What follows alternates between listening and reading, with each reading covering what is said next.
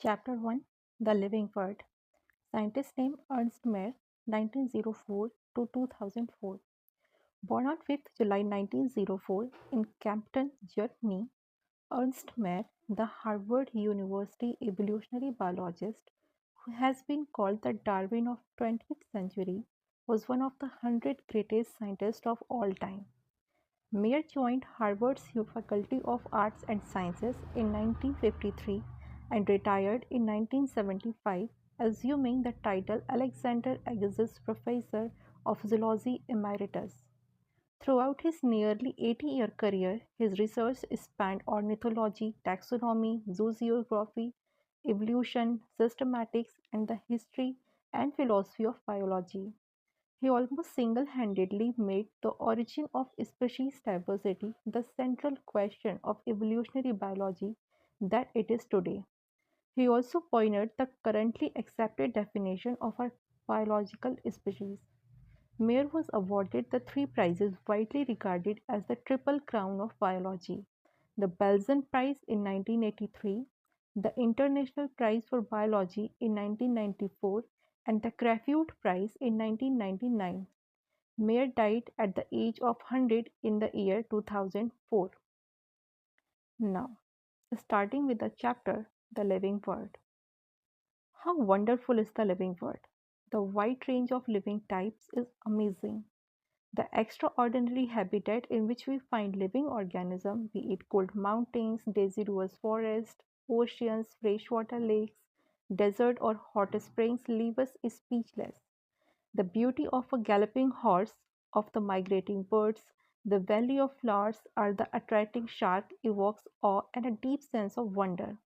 The ecological conflict and cooperation among members of a population and among population of a community or even the molecular traffic inside a cell make us deeply reflect on what indeed is life. This question has two implicit questions within it. The first is a technical one and seeks answer to what living is, as opposed to the non-living, and the second is a philosophical one which seeks answer to what the purpose of life is. As scientists, we shall not attempt answering the second question. We will try to reflect on what is living. Now, topic number 1.1: Diversity in the living world. If you look around, you will see a large diversity of living organisms, be it potted plants, insects, birds, your pets, or other animal and plants. There are also several organisms that you cannot see with your naked eye, but they are all around you. If you were to increase the area that you make observations in, the range and variety of organisms that you see would increase. Obviously, if you were to visit a dense forest, you would probably see a much greater number and kinds of living organisms in it. Each different kind of plant, animal, or organism that you see represents a species. The number and the number of species that are known and described range between 1.7 to 1.8 million.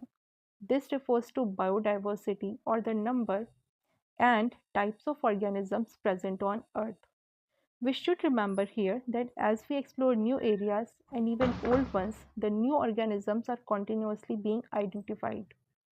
As I stated earlier, there are millions of plants and animals in the world. We know that the plants and animals in our own area by their local names. These local names would vary from place to place, even within a country.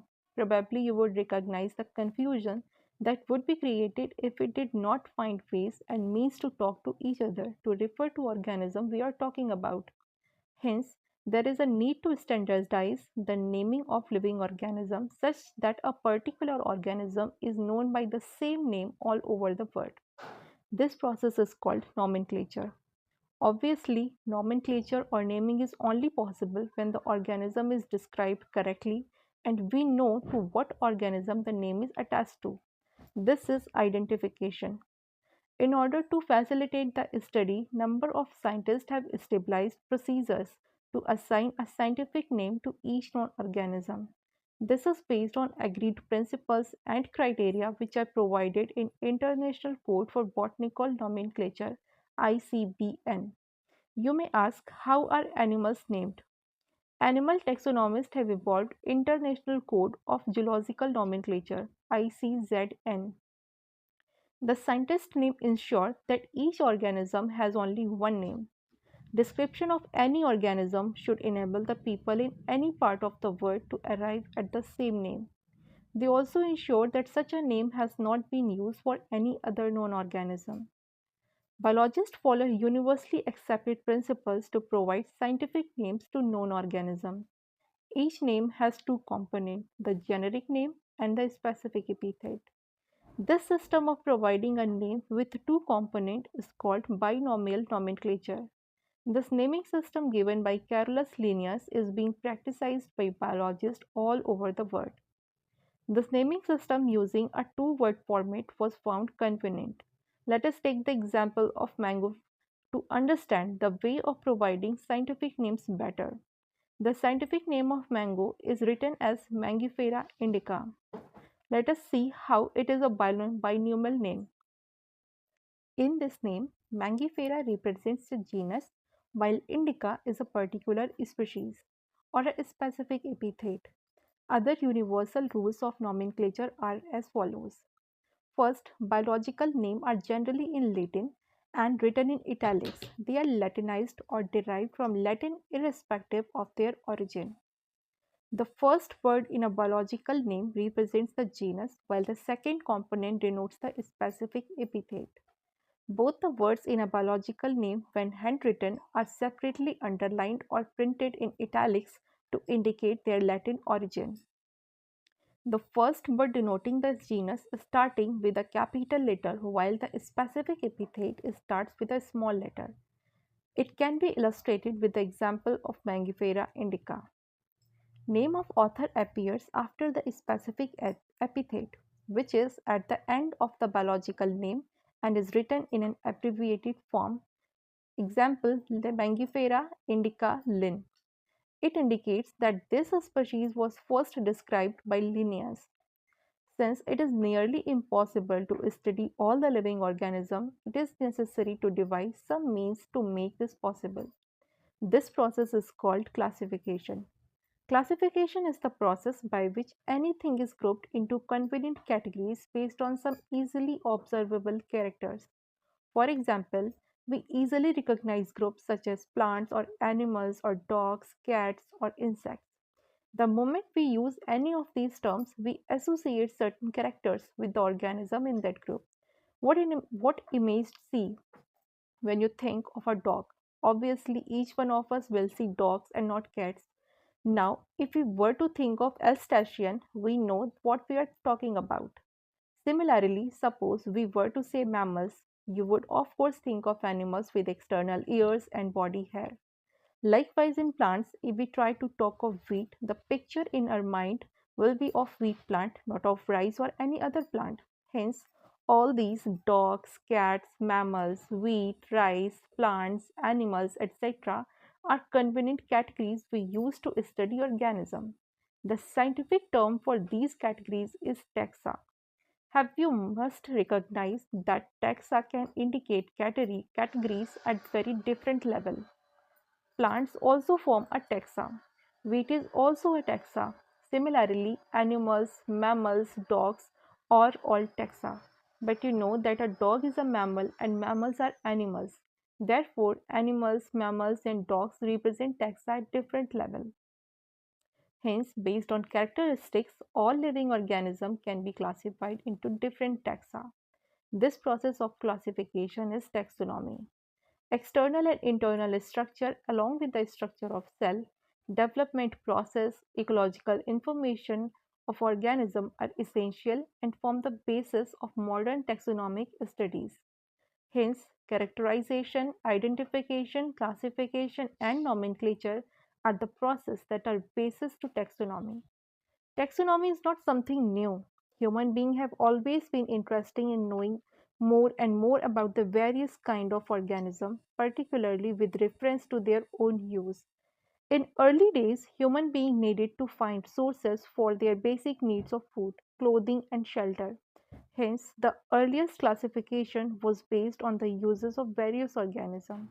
Human beings were since long not only interested in knowing more and about different kinds of organisms and their diversities, but also to the relationship among them. This branch of study was referred to as systematics. The word systematics is derived from the Latin word systema, which means systematic arrangement of organisms. Linnaeus used Systema Naturae as the title of his publication. The scope of systematics was later enlarged to include identification, nomenclature, and classification. Systematics takes into account evolutionary relationship between organisms. Taxonomic categories. Classification is not a single step process but involves hierarchy of steps in which each step represents a rank or category. Since the category is a part of overall taxonomic arrangement, it is called the taxonomic category and all categories together constitute the taxonomic hierarchy. Each category referred to as a unit of classification in fact represents a rank and is commonly termed as taxon, plural is taxa. Taxonomic categories and hierarchy can be illustrated by an example. Insects represents a group of organisms sharing common features like three pairs of jointed legs. It means insects are recognizable concrete objects which can be classified and thus were given a rank or category. Can you name such other group of organisms? Remember, groups represents category. Category further denotes rank. Each rank or taxon in fact represents a unit of classification. Taxonomic groups, categories are distinct biological entities and not merely morphological aggregates.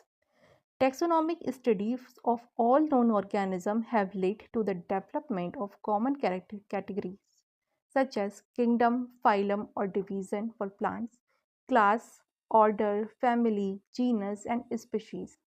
All organisms, including those in the plant and animal kingdoms, have species as the lowest category. Now, the question you may ask is how to place an organism in various categories. The basic requirement is the knowledge of characters of an individual or groups of organisms. This helps in identifying similarities and dissimilarities among the individual of the same kind of organism as well as of other kind of organism. Species.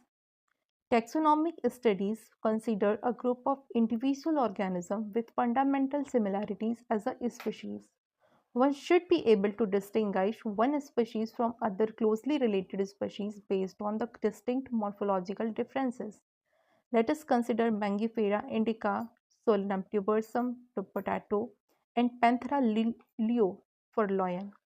All the three names, indica, tubersum, and leo, represents the specific epithet, while the first word, Mangifera, Solanum, and Panthera are genera and represents another higher level of taxon or category.